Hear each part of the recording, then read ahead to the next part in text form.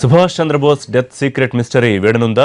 బోస్ చనిపోయారా లేదా అదృశ్యమయ్యారా? ఇలాంటి ప్రశ్నలు దశాబ్దాలుగా అందరినీ వేధిస్తూనే ఉన్నాయి. ఈ అనుమానాలకు తెరదించేందుకు పశ్చిమ బెంగాల్ ప్రభుత్వం కీలక పత్రాలను ప్రజల ముందుకు తెచ్చింది.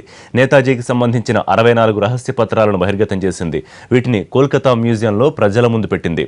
ఇందులో నేతాజీ డెత్ సీక్రెట్కు సంబంధించిన కీలక విషయాలున్నట్టు తెలుస్తోంది. కేంద్రం దగ్గరున్న సీక్రెట్ ఫైల్స్ కూడా బయట పెడితే అంతుచిక్కని రహస్యం వీడిపోతుంది. అయితే దీంతో కొన్ని దేశాలతో ద్వైపాక్షిక సంబంధాలు దెబ్బతింటాయని పలువురు అభిప్రాయం వ్యక్తం చేస్తున్నారు. దీన్ని కూడా లెక్క చేయకుండా మమతా బెనర్జీ ప్రభుత్వం 64 ఫైళ్లను బయటపెట్టింది. ఇందులో జాతీయ భద్రతకు ముప్పు వాటిల్లే అంశాలేవి లేవని ప్రభుత్వం వాదిస్తోంది. మమతా సర్కారు సాహసోపేత నిర్ణయాన్ని బోస్ కుటుంబ సభ్యులు స్వాగతించారు.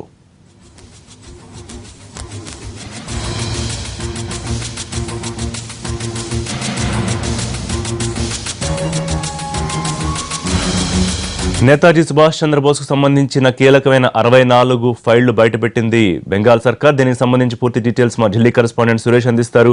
సురేష్, ఈ విషయానికి సంబంధించి ఇటు కేంద్రానికి మమతా సర్కార్కు మధ్య ఒక ప్రచన్న యుద్ధం లాంటిదే జరిగింది. ఎటకేలకు ఫైల్స్ బయటకు వచ్చాయి. కేంద్రం రెస్పాన్స్ ఏంటి? ఈ ఫైళ్ల వెనక నిజంగా ఉన్న మిస్టరీ వీడిపోయే అవకాశం ఉందా? ఈరోజు కోల్కతా సంబంధించి ప్రభుత్వం విడుదల చేసినటువంటి ఫైల్స్, డివిడీస్ అన్ని కూడా ముందుగా సుభాష్ చంద్రబోస్ కుటుంబానికి అందజేశారు. మండే నుంచి అందుబాటులో ఇవి పోలీస్ మ్యూజియంలో అందుబాటులోకి రాబోతున్నాయి. ఇటు కేంద్ర ప్రభుత్వం ఈ రోజు కోల్కతా, ఇటు పశ్చిమ బెంగాల్ ప్రభుత్వం తీసుకున్నటువంటి నిర్ణయాన్ని మాత్రం తీవ్రంగా వ్యతిరేకించేటువంటి అవకాశం ఉంది. ఎందుకంటే ఇది అంతర్జాతీయంగా పూర్తి స్థాయిలో ద్వైపాక్షికంగా ఉన్నటువంటి విదేశాలతో కొన్ని సత్సంబంధాలు ఉన్నటువంటి దేశాలతో కూడా విభేదాలు వచ్చేటువంటి పరిస్థితి ఉంటుంది. కాబట్టి దీన్ని దృష్టిలో ఉంచుకొని కేంద్రానికి ఈ రికార్డులు పెట్టే దిశగా కోల్కతా ప్రభుత్వం వ్యవహరిస్తున్నటువంటి విమర్శ ప్రస్తుతం బీజేపీ నుంచి వస్తున్నప్పటికీ ఇంకా కేంద్ర ప్రభుత్వం దీనిపై రెస్పాండ్ అవ్వాల్సి ఉంది. ప్రస్తుతం అయితే 64 ఫైళ్లలో దాదాపుగా 12,744 పేజీలు ఉన్నటువంటి రహస్య పత్రాలను పూర్తి స్థాయిలో ఈ రోజు ఆ కుటుంబానికి, బోస్ కుటుంబానికి అందజేశారు. తైఫీ విమానానికి సంబంధించినటువంటి క్రాష్ కి సంబంధించిన వివరాలు కూడా ఇందులో ఉన్నాయని చెప్పైతే ప్రస్తుతం తెలుస్తుంది. ఇటు యునైటెడ్ కింగ్డమ్ గానీ, యునైటెడ్ స్టేట్స్ గానీ పూర్తి స్థాయిలో వరల్డ్ వార్ 2లో సంబంధించినటువంటి నాజీలతో కలిసి వెళ్లేటువంటి సందర్భంలో సుభాష్ చంద్రబోస్ ఇటు భారతదేశంలో స్వతంత్రం కోసం పోరాడుతున్న సందర్భంలో తైఫీ విమానంలో క్రాష్ తో చనిపోయారు. దానికి సంబంధించినటువంటి వివరాలను కూడా యుఎస్ గానీ, యూకే గానీ బయటపెట్టలేదు. అంటే భారతదేశానికి సంబంధించి కేంద్ర ప్రభుత్వ రహస్యాలు ఉన్నాయని దానిపైన గతంలో నుంచి కూడా సుభాష్ చంద్రబోస్ సభ్యులు కేంద్ర ప్రభుత్వాన్ని విజ్ఞప్తి చేస్తూ వచ్చారు. అయితే ఇటు కేంద్ర ప్రభుత్వం రిలీజ్ అయినప్పటికీ కోల్కతా ప్రభుత్వం, ఎందుకంటే కోల్కతా ప్రావిన్స్ లో గతంలోనే సుభాష్ చంద్రబోస్ జన్మించారు. ఆయన పూర్తి స్థాయి విద్యాభ్యాసం కూడా అక్కడే జరిగింది. పోరాటం కూడా కోల్కతా నుంచి ఆయన ప్రారంభించారు సుభాష్ చంద్రబోస్. కోల్కతా ప్రభుత్వం తగినటువంటి పూర్తి వివరాలన్నింటినీ కూడా 64 ఫైల్స్ ను ఈ రోజు రిలీజ్ చేశారు. కుటుంబానికి, బోస్ కుటుంబానికి అందజేశారు.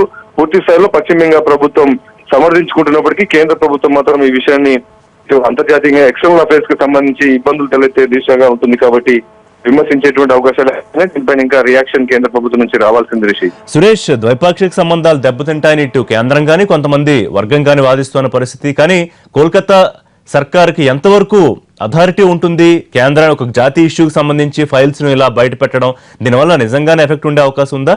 ఈ సమయంలోనే ఎందుకు ఇంత పట్టుదలగా ఉంది మమతా సర్కారు బయట పెట్టే విషయంలో?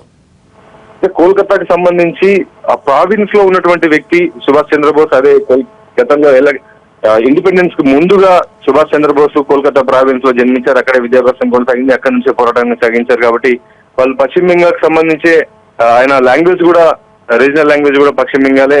స్వతహాగా కోల్కతాకు సంబంధించినటువంటి వ్యక్తి పైన ఇప్పటి వరకు పూర్తి స్థాయిలో కేంద్ర ప్రభుత్వం మిస్టరీ వీడకుండా ఆయన హత్యకు కుట్ర జరిగిందా, ప్లేన్ లో అనుకోకుండా టెక్నికల్ క్రాష్ తో అయిందా, స్వతంత్రం వచ్చి 66 ఏళ్ళు అయినప్పటికీ కూడా దీనిపైన మిస్టరీ ఇవ్వకపోవడం పైన కోల్కతా ప్రభుత్వం కేంద్ర ప్రభుత్వం పైనటువంటి వ్యతిరేకమైనటువంటి వైఖరితోనే ఈ ఫైల్స్ బయట పెట్టిందని చెప్పుకోవచ్చు.